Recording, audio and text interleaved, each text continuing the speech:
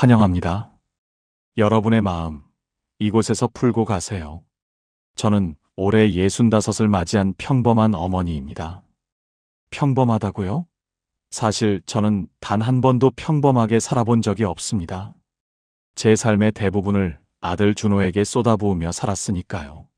1990년 3월 15일, 서울의 한 산부인과였습니다. 35의 늦은 나이에 저는 3.4kg의 건강한 아들을 품에 안았습니다. 결혼 5년 만에 임신이었고, 그 전까지는 매달 시댁으로부터 왜 아이가 없냐는 압박을 받던 시절이었습니다. 남편이 장손이었기에 시어머니의 기대는 더 컸습니다. 보약을 지어 보내시고, 이름난 한의원을 소개해 주시고, 절에가 100일 기도까지 하셨다지요. 아들이라는 소식이 전해지자 집안은 잔치 분위기였습니다. 시아버지는 동네 어르신들을 불러 막걸리를 대접하셨고, 시어머니는 우리 집안대가 끊기지 않았다며 기쁨의 눈물을 보이셨습니다. 그때는 정말로 아들이 없으면 집안이 기운다고 믿던 때였습니다. 아기의 이름은 시아버지가 지으셨습니다. 주는 준수하게, 호는 호탕하게. 집안의 기대를 한 몸에 받고 태어난 아이였습니다. 100일이 되었을 무렵, 준호는 영아산통이 심했습니다. 밤마다 울음을 그치지 않아 저는 아이를 안고 집안을 수십 바퀴 돌았습니다. 발바닥이 부어오르고 허리가 끊어질 것 같아도 아이가 잠들 때까지 멈출 수 없었습니다. 남편은 회사 일이 바쁘다며 안방 문을 닫고 잤고, 저는 거실에서 홀로 새벽을 지새우곤 했습니다. 겨우 새벽녘에 아이를 눕히고 나면 다시 6시에 일어나 아침을 준비해야 했습니다. 그런데도 시어머니는 제가 아이를 제대로 돌보지 못한다고 타박하셨습니다. 또래보다 마른 것 같다며 모유가 부족한 게 아니냐 묻곤 하셨지요. 저는 끝내 모유 수유를 포기하고 분유로 바꿨습니다. 그 결정 앞에서 한참을 울었던 기억이 납니다. 돌잔치는 성대했습니다. 1991년 당시 남편의 월급이 100만 원 남짓이었는데, 우리는 적금을 깨고 친정의 도움까지 받아 200만 원 가까이 썼습니다. 지금으로 치면 몇 달치 월급을 한 번에 쓴 셈이었죠. 당시 돌잔치 평균 비용이 30에서 40만 원 정도였으니 정말 무리한 지출이었습니다. 하지만 그때의 저는 그렇게라도 해야 아이의 앞날이 밝아질 것만 같았습니다. 사진관에서 가족 사진을 찍고 작은 연회장을 빌려 친척과 이웃을 모두 초대했습니다. 준호가 연필을 잡는 순간 어른들 환호가 터졌습니다. 공부 잘하겠다. 우리 집 판사 나오겠네. 그 순간부터였을까요? 아이의 삶이 저에게 성적으로 읽히기 시작한 것은 3살 무렵부터 저는 한글 교육을 시작했습니다. 매일 2시간씩 한글 카드를 들고 씨름을 했습니다. 아이는 금세 장난감으로 손이 가곤 했지만 저는 멈추지 않았습니다. 지금 안 하면 늦는다는 생각뿐이었습니다. 그 시절엔 영어 유치원은 드물었지만 학습지는 성행했습니다. 구몬, 눈높이, 재능 과목을 늘리다 보니 한 달 비용이 20만 원에 가까워졌습니다. 남편 월급의 20%에 육박하는 돈이었지만 그때의 저는 주저하지 않았습니다. 아이를 위한 투자라고 믿었습니다. 4살이 되자 피아노와 미술 학원을 더했습니다. 동네 아주머니들 사이에서 너무 이르다는 말이 오갔지만 저는 늦으면 따라잡기 힘들다라고 스스로를 다그쳤습니다. 5살이던 1994년 저는 동네에서도 손꼽히게 비싼 사립 유치원에 준호를 보냈습니다. 한 달 원비가 30만 원이었습니다. 일반 유치원이 5만 원 안팎이던 때였지만 그곳은 외국인 교사가 주 1회 와서 영어 놀이를 한다는 소문이 있었습니다. 지금 돌이켜보면 특별함이라는 말에 제가 더 흔들렸던 것 같습니다. 학비를 마련하기 위해 저는 부업을 시작했습니다. 그 시절엔 부업이라는 단어가 유행처럼 번지던 때였죠. 집집마다 상자 접기, 스티커 붙이기, 쇼핑백 끈 달기 같은 일을 했습니다. 저 역시 밤마다 식탁 위에 상자를 쌓아두고 일했습니다.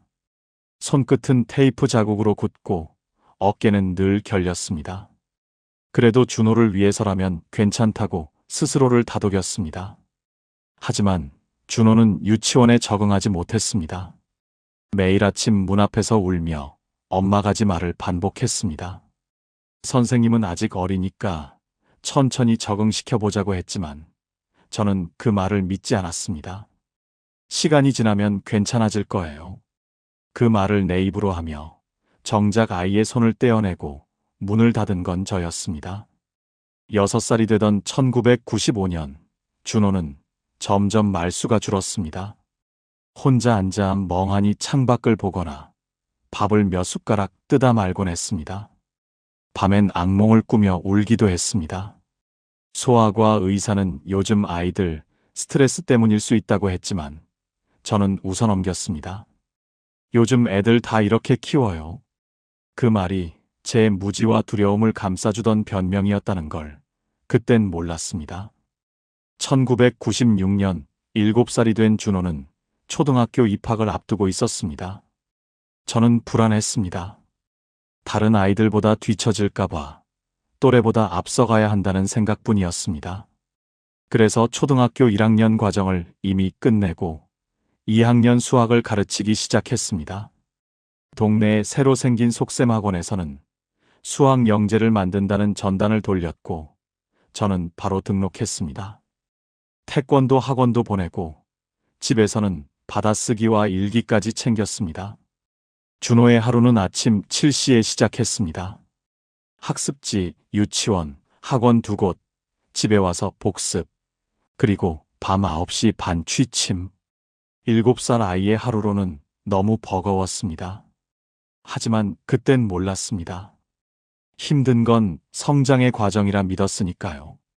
그해 겨울 세상도 변했습니다.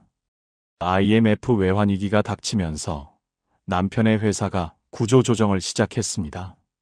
월급은 100만 원에서 60만 원으로 줄었고 보너스는 끊겼습니다. 하지만 저는 준호의 교육비만큼은 줄일 수 없었습니다. 이럴 때일수록 아이 공부는 멈추면 안 돼. 그게 제 신념이었고 어쩌면 집착이었습니다. 결국 저는 새벽 일을 시작했습니다.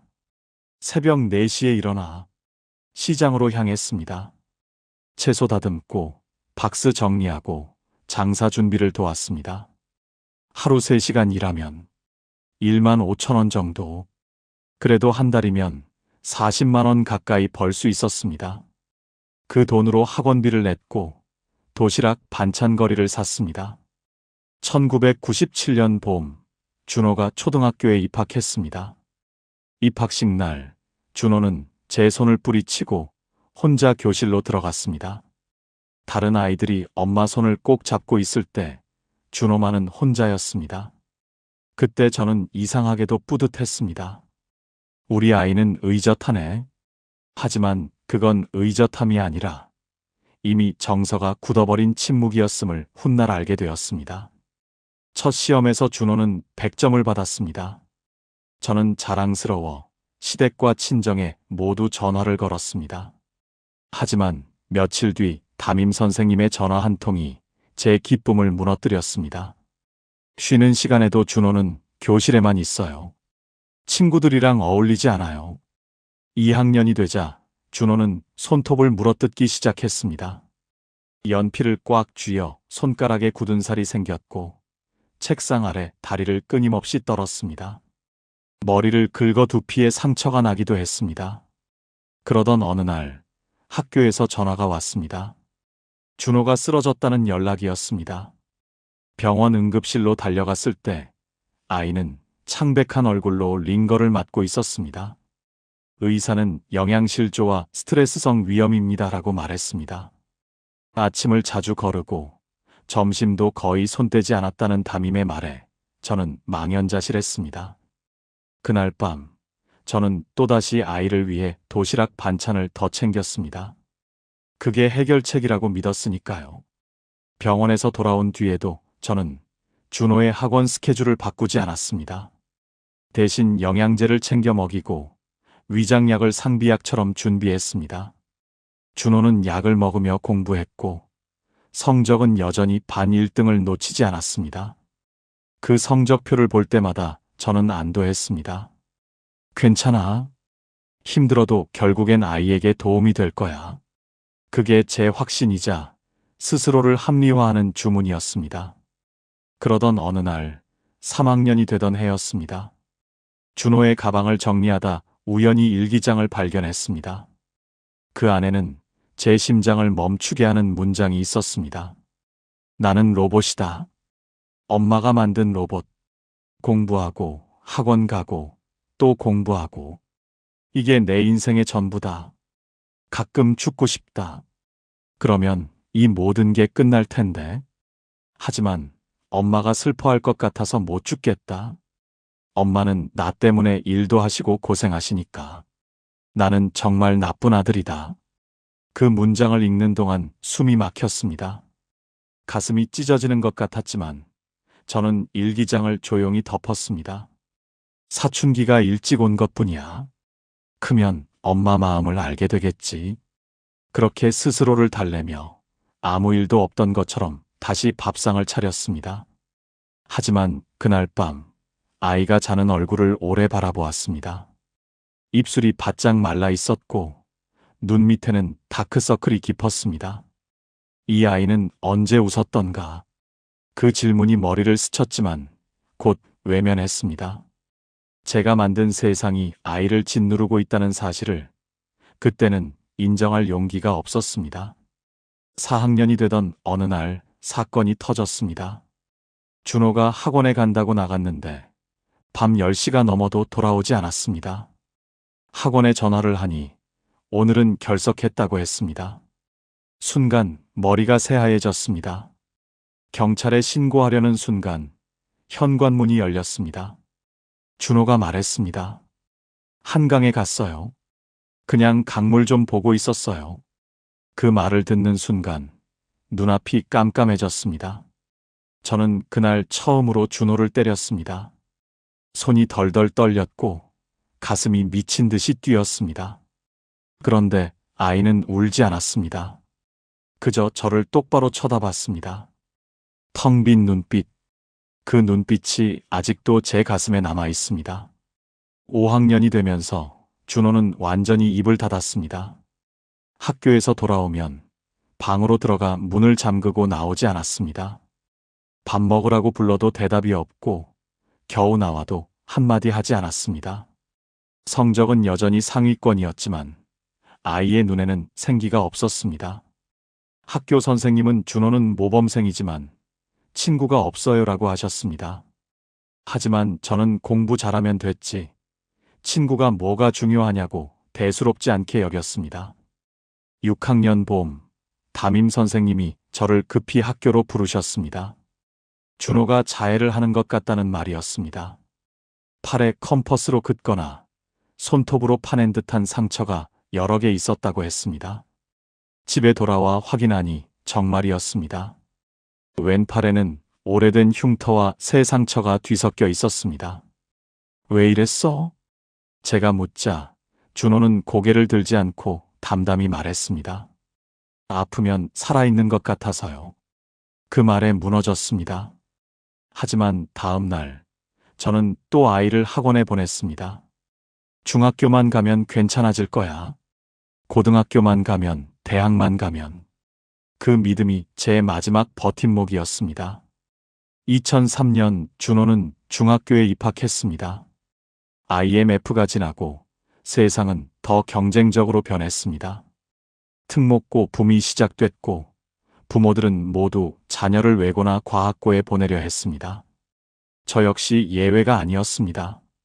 왕복 2시간이 걸리는 대치동 학원에 등록했습니다. 최고의 강사진이 있다는 말에 주저하지 않았습니다. 수강료와 교재비, 교통비를 합치면 한 달에 120만 원이 넘었습니다. 남편은 IMF 이후 작은 회사에 재취업했지만 월급은 100만 원 남짓. 결국 저는 새벽 시장 일을 접고 동네 식당에 나갔습니다. 오전 10시부터 오후 9시까지 하루 11시간 손은 설거지 세제로 갈라지고 허리는 쟁반을 들다 다쳤습니다. 뜨거운 국물에 대어 물집이 잡히기도 했습니다. 그럼에도 불구하고 저는 멈추지 않았습니다. 이 모든 게 결국 준호의 미래로 이어질 거야. 그 믿음 하나로 버텼습니다. 중2가 되면서 준호의 성적이 눈에 띄게 떨어지기 시작했습니다. 전교 10등 하던 아이가 20등, 30등, 50등까지 내려갔습니다. 성적표를 보는 순간 제 머릿속이 하얘졌습니다. 이럴 리가 없어. 내가 이렇게 고생하는데 어떻게 이럴 수가 있어? 저는 불안했습니다. 그 불안이 화로 바뀌고 화는 잔소리로 바뀌었습니다. 요즘 왜 이렇게 집중을 못하니? 내가 정신만 차리면 다시 올라갈 수 있어. 그 말에 준호는 아무 대답도 하지 않았습니다. 표정은 점점 굳어갔습니다. 성적을 올리기 위해 저는 학원을 더 늘렸습니다. 수학, 영어, 과학, 논술까지. 과외 선생님도 두었습니다. 한 달 교육비가 200만 원을 넘겼습니다. 남편 월급이 100만 원이 채 되지 않았던 시절이었으니 그건 사실상 우리 가게의 붕괴를 의미했습니다. 저는 식당 일을 마치고도 귀가하지 않았습니다. 밤에는 전화 주문 접수 아르바이트를 했습니다. 그 시절엔 음식점에서 전화 주문이 폭주했기에 가정집으로 전화 연결을 맡기는 일이 종종 있었습니다. 수화기 너머로 탕수육 하나 더요라는 말이 들릴 때마다 머릿속엔 오직 한 생각뿐이었습니다. 준호가 잘 되면 이 고생 다 보상받겠지. 그런데 준호는 점점 더 무너졌습니다. 밤새 공부하던 아이가 책을 덮고 멍하니 앉아 있었습니다. 눈 밑은 까맣게 꺼져 있었고 손끝엔 굳은 살이 박였습니다. 괜찮아? 물으면 그냥 피곤해요. 그 말 외엔 아무 대답도 하지 않았습니다. 어느 날 밤 참았던 것이 터졌습니다. 준호가 교재를 집어던지며 외쳤습니다. 더는 못하겠어요. 진짜 죽고 싶어요. 그 말에 저는 멈칫했지만 곧바로 말했습니다. 그게 다 내 잘못이야. 엄마가 얼마나 고생하는데 그 말이 나와. 그 순간 준호의 얼굴은 모든 빛을 잃었습니다. 조용히 고개를 숙이고 방으로 들어갔습니다. 그날 이후 준호는 제 눈을 피했습니다. 중3이 되자 특목고 입시 바람이 불었습니다. 동네 엄마들이 모이면 다들 과학고 보낸다. 외고 준비시킨다 했습니다. 저도 그 대열에 끼었습니다. 과학고, 외고, 자사고 원서를 냈지만 결과는 모두 불합격. 면접에서는 열정이 부족하다는 평을 받았다고 했습니다. 준호는 침묵했고 저는 무너졌습니다. 사흘 동안 밥을 삼키지 못했습니다. 시어머니는 장손이 일반고나 간다니 망신이야라고 했고 남편도 아무 말 없이 담배만 피웠습니다. 그때 저는 마음속으로 결심했습니다. 준호를 다시 세워야 한다. 어떻게든.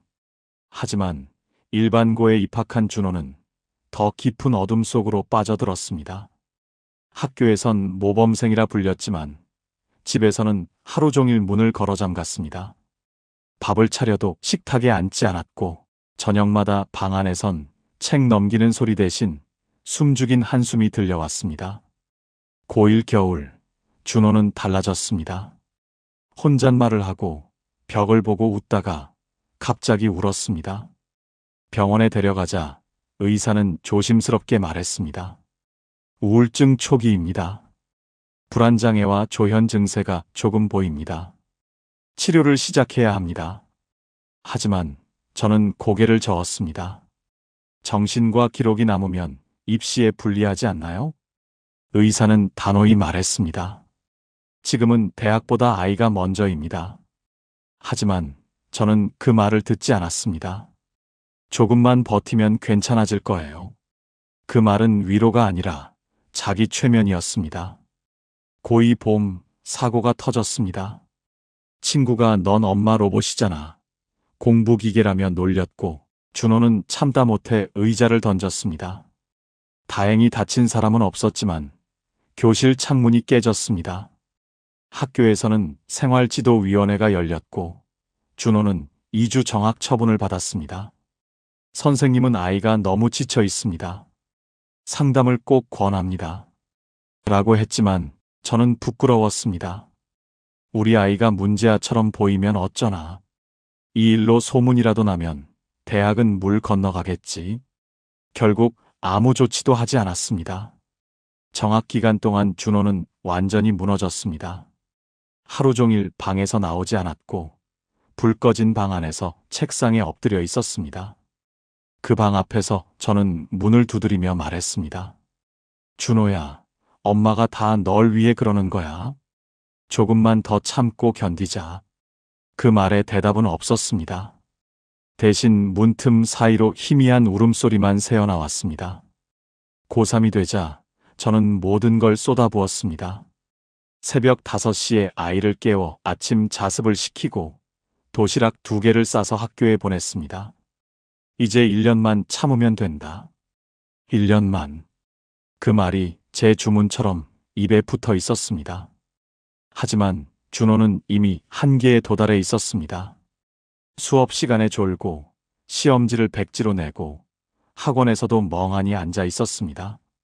그리고 어느 날 학교에서 연락이 왔습니다. 준호가 쓰러졌다는 겁니다. 응급실에서 의사는 말했습니다. 과로와 스트레스성 공황장애, 번아웃 증후군입니다. 즉시 휴식이 필요합니다. 하지만 저는 또 고개를 저었습니다. 수능이 코앞인데 지금 멈출 순 없어요. 집으로 돌아온 준호는 링거 자국이 남은 팔로 책을 다시 폈습니다. 100일만 참자. 100일만. 그 말에 준호는 공허한 눈빛으로 저를 바라봤습니다. 그리고 조용히 말했습니다. 엄마, 저 정말 죽고 싶어요. 그 말이 들리는 순간 제 심장은 멎은 듯 했지만 저는 끝내 아무 말도 하지 않았습니다. 지금 흔들리면 안 돼. 여기서 멈추면 모든 게 끝이야.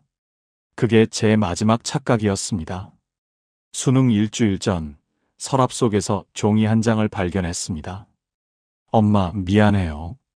더는 못하겠어요. 엄마가 원하는 아들이 되지 못해서 죄송해요. 준호의 글씨였습니다. 그 순간 세상이 멈췄습니다. 저는 방으로 뛰어가 준호를 끌어안고 울었습니다. 아니야, 준호야. 수능 안 봐도 돼. 대학 안 가도 돼. 그냥 살아만 줘. 그제야 저는 알았습니다. 제가 그토록 원했던 성공한 아들은 이미 제 욕심에 깔려 숨이 막혀 있었다는 걸. 수능날, 준호는 시험장에 갔습니다. 그날 아침, 저는 평소보다 일찍 일어나 도시락을 싸고 그 도시락 위에 손으로 쓴 쪽지를 올려두었습니다. 사랑한다, 준호야. 오늘만 버티면 된다. 하지만 준호는 아무 말 없이 도시락을 들고 나갔습니다. 시험이 끝난 날 밤, 담임 선생님에게 전화를 받았습니다. 준호가요, 1교시만 보고 나왔답니다. 나머지 시간은 운동장 벤치에 앉아 있었대요. 그 말을 듣는 순간 귀에서 웅 하는 소리가 났습니다. 손에 쥔 수화기가 미끄러졌고 심장이 쿵 하고 내려앉았습니다. 며칠 뒤 성적표가 도착했습니다.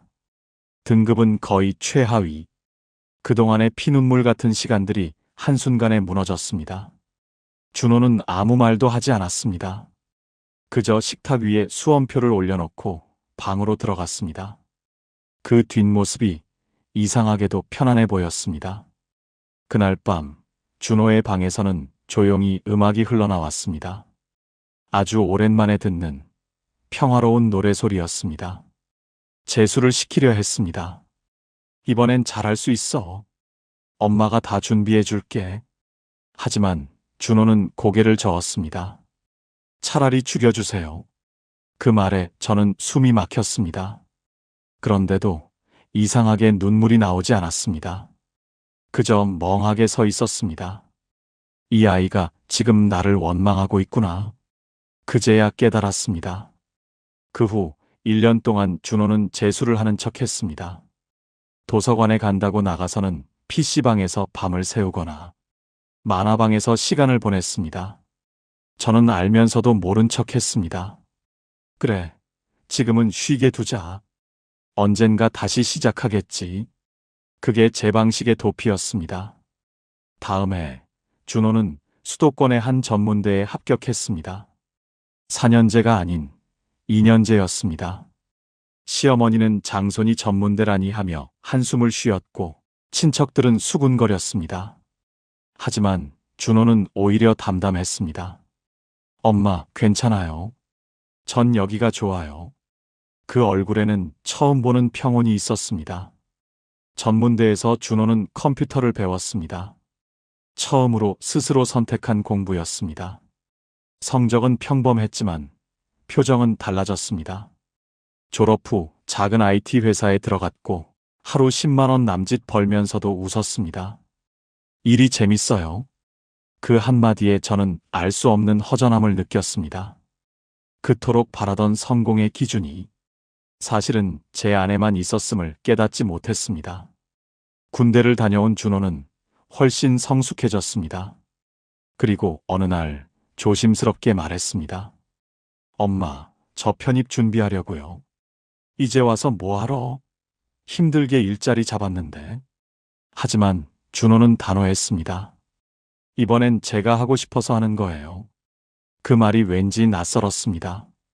그동안 한 번도 들어본 적 없는 말이었으니까요. 그 후 준호는 낮에는 일하고 밤에는 공부했습니다. 지쳐 보였지만 이상하게 그 눈에는 생기가 있었습니다. 결국 그는 야간 대학에 편입했습니다. 처음으로 스스로 세운 목표를 향해 걸어가는 아들이었습니다. 2017년 준호가 여자친구를 데려왔습니다. 지방대 출신의 평범한 사무직 여자. 저는 마음에 들지 않았습니다. 준호야, 너 같은 조건이면 더 나은 사람 만날 수 있잖니? 하지만 준호는 조용히 말했습니다. 엄마, 저는 사랑하는 사람과 살고 싶어요. 그 한마디가 제 마음에 깊게 꽂혔습니다. 사랑이라 그 단어가 왜 그렇게 멀게 느껴졌는지 모르겠습니다. 1년 뒤 준호는 작은 결혼식을 올렸습니다. 초라하게 느껴졌지만 그날 준호의 얼굴에는 세상 그 어떤 빛보다 따뜻한 미소가 있었습니다. 그 모습을 보는 순간 이상하게 눈물이 났습니다. 이 아이는 결국 나 없이도 잘 살 수 있겠구나. 하지만 행복은 오래가지 않았습니다. 결혼 후 명절마다 준호는 처가를 먼저 갔습니다. 저는 서운함을 참지 못했습니다. 너 이제 엄마보다 처가가 더 중요하니? 그 말이 발화점이었습니다. 준호는 고개를 들더니 그동안 묵혀왔던 말들을 쏟아냈습니다. 엄마, 전 초등학교 때부터 죽고 싶었어요. 중학교 때는 한강 다리 위에서 서 있던 적도 있어요. 고등학교 때는 수면제를 모았어요. 근데 엄마가 슬퍼할까봐 그때도 못 죽었어요. 그 말을 듣는 순간 숨이 막혔습니다. 눈앞이 하얘졌습니다. 무슨 소리를 하는 거야, 준호야? 하지만 준호는 멈추지 않았습니다. 엄마는 저를 사랑한 게 아니에요. 엄마 자신을 사랑한 거예요. 저를 통해 인정받고 싶었던 거잖아요. 그 말은 칼이었습니다. 숨을 쉴 수가 없었습니다. 나는 그저 떨리는 손으로 의자를 붙잡았습니다. 준호는 눈물이 가득한 얼굴로 마지막 말을 남겼습니다. 이제 각자의 인생을 살아요. 문이 닫히는 소리가 그렇게 크게 들릴 줄 몰랐습니다. 그날 밤 저는 그 문 앞에 오래 서 있었습니다. 한마디 사과도 변명도 하지 못한 채 2020년 준호가 아이를 낳았습니다. 시우라는 이름의 손자. 하지만 저는 볼 수 없었습니다. 사진 속에서만 보았습니다.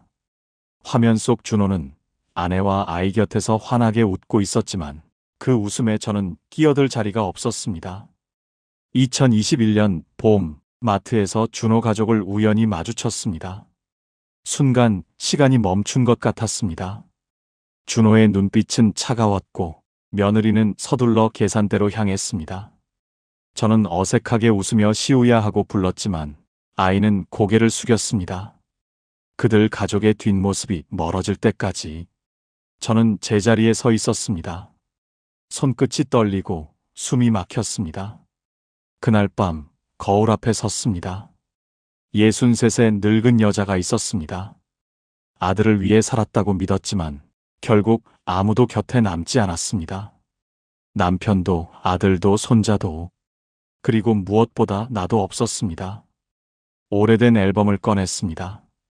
25에 제가 있었습니다. 물감으로 얼룩진 손, 환한 미소, 화가를 꿈꾸던 그 시절, 그 여자는 세상에서 가장 빛나던 사람이었습니다. 그런데 어느 날부터인가 그 여자는 사라지고 아들의 엄마만 남아 있었습니다. 2022년 병원에서 우울증 진단을 받았습니다. 약 없이는 잠들지 못했고 낮에는 멍하니 창밖만 바라봤습니다. 그때 진료실 옆자리의 할머니가 제게 조용히 말했습니다. 늦었다고 생각 말아요. 지금부터라도 당신 인생을 살아야지. 그 한마디가 가슴을 울렸습니다. 그날 오랜만에 마음속에서 무언가가 꿈틀거렸습니다. 그 말을 따라 다음 주 문화센터를 찾았습니다. 실버 요가반이라는 안내문이 눈에 들어왔습니다. 처음엔 몸이 굳어 동작 하나도 제대로 따라하지 못했지만 3개월쯤 지나자 몸도 마음도 조금씩 풀렸습니다. 요가를 하는 동안만큼은 준호 생각에서 벗어날 수 있었습니다. 그건 있는 시간이 아니라 나를 용서하는 연습이었습니다. 요가가 끝나면 친구들과 차를 마셨습니다. 누군가는 아픈 남편 이야기를, 누군가는 손주를 못 보는 서운함을 털어놨습니다. 다들 웃으며 말했지만 그 속엔 수많은 눈물이 녹아 있었습니다. 그제야 깨달았습니다. 나만 힘든 게 아니었구나. 누구나 사랑 때문에 아프고 사랑 때문에 후회하며 사는구나. 그 다음은 그림이었습니다. 40년 만에 잡은 붓. 하얀 도화지 앞에서 한참을 울었습니다. 준호야, 미안하다. 붓을 들었지만 그건 사실 편지였습니다. 엄마가 잘못했어. 너를 사랑한 게 아니라 사랑을 가장해서 내 욕심을 밀어붙였어. 내가 원했던 건 내 행복이 아니라 잘 키운 엄마라는 세상의 칭찬이었어. 그 말을 종이 위에 쓰진 못했지만 붓끝에서 계속 흘러나왔습니다. 그림이 완성될수록 마음이 조금씩 가벼워졌습니다. 선생님이 제게 말했습니다. 재능이 있으신데요. 왜 이제야 시작하셨어요? 저는 고개를 숙이며 대답했습니다. 아들 뒷바라지 하느라 제 인생을 잊고 살았어요. 6개월 후 제 그림 한 점이 전시회에 선정됐습니다. 늦깎이 봄이라는 제목의 수채화, 메마른 땅 위에 피어난 한 송이 들꽃. 그건 바로 저 자신이었습니다. 전시회 날 뜻밖의 전화가 왔습니다. 엄마 전시회 축하해요. 준호였습니다. 그 한마디에 숨이 멎는 것 같았습니다. 준호야. 입이 떨어지지 않았습니다. 잠시 침묵이 흐른 뒤 제가 먼저 말했습니다. 준호야, 미안해. 정말 미안해. 엄마가 널 망가뜨렸어. 엄마가 너한테 했던 말들, 이제 생각하면 전부 폭력이었어. 준호는 한참 동안 아무 말이 없었습니다. 그리고 조용히 말했습니다. 엄마도 힘들었겠죠? 그 한마디에 눈물이 터졌습니다. 우리는 그렇게 오랜 시간 묻어둔 마음을 조심스레 꺼내놓았습니다. 그날 이후 조금씩 연락이 이어졌습니다. 완전한 화해는 아니었지만 처음으로 서로를 사람 대 사람으로 보기 시작했습니다. 2023년 준호가 가족과 함께 집을 찾았습니다. 시우는 낯설지 않게 제 품에 안겼습니다. 그 따뜻한 체온에 눈물이 났습니다. 준호가 말했습니다. 엄마, 저 요리 배우고 있어요. 어릴 때부터 음식 만드는 게 좋았거든요. 저는 웃으며 말했습니다. 그래, 준호야. 이제는 네가 원하는 대로 살아. 엄마가 그걸 가장 보고 싶었어.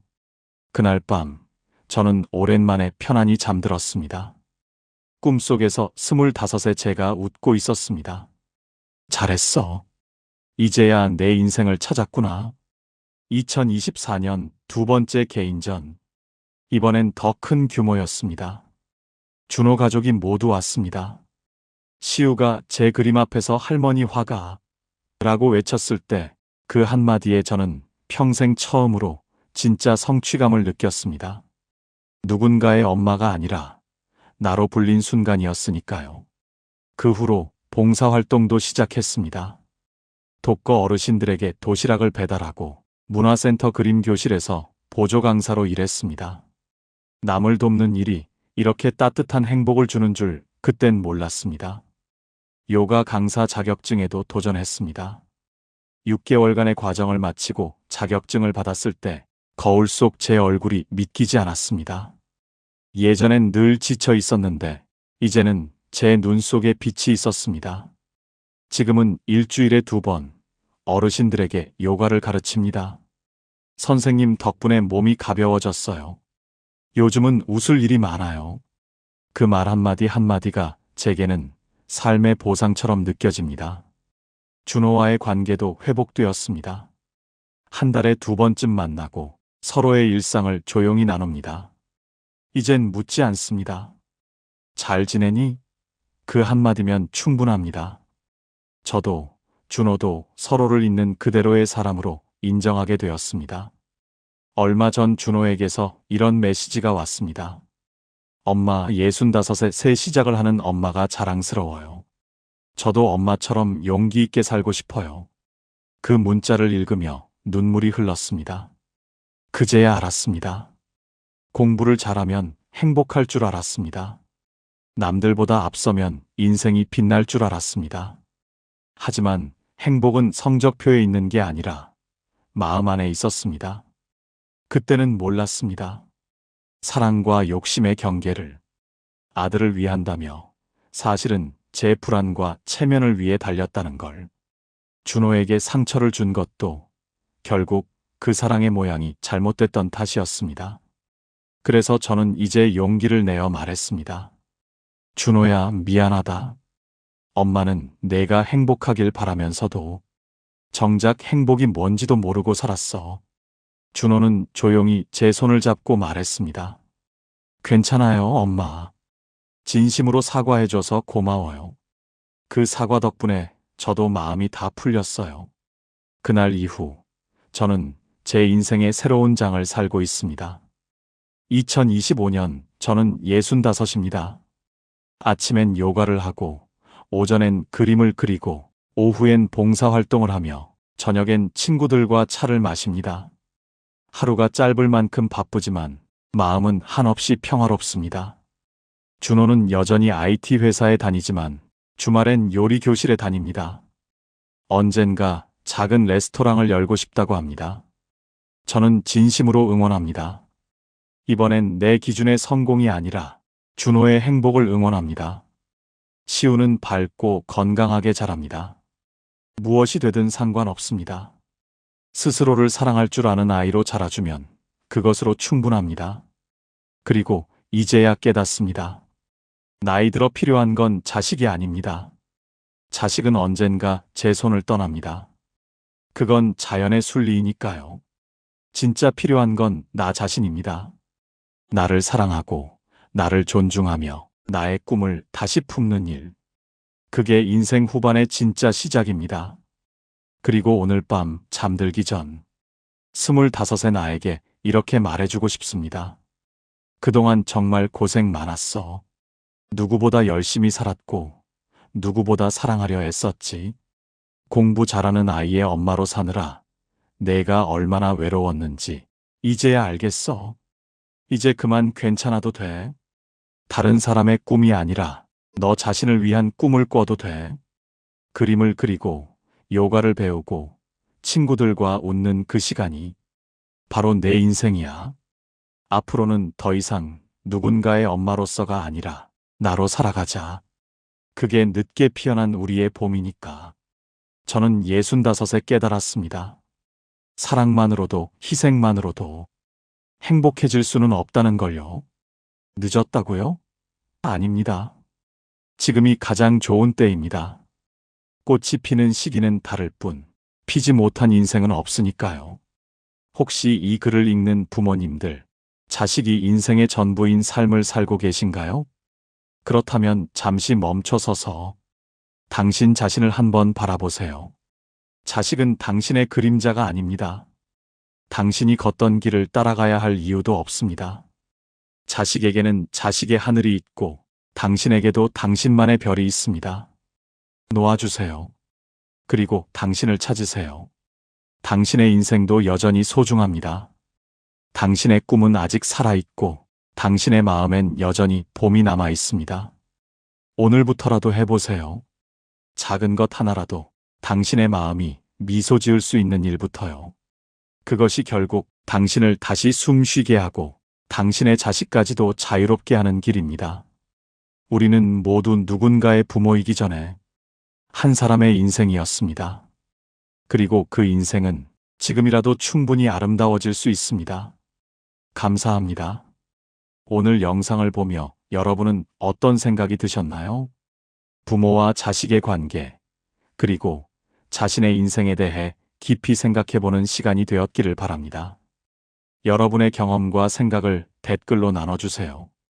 여러분의 이야기가 누군가에게 큰 위로와 용기가 될 것입니다. 오늘도 끝까지 시청해주신 여러분께 깊은 감사를 드립니다. 오늘 영상이 마음에 드셨다면 소중한 분들께 공유해 주시고 구독과 좋아요로 저를 응원해 주세요. 여러분과의 소중한 연결이 저에게 큰 힘이 됩니다. 오늘도 행복한 하루 되세요. 이상으로 마음 풀고 가세요 였습니다.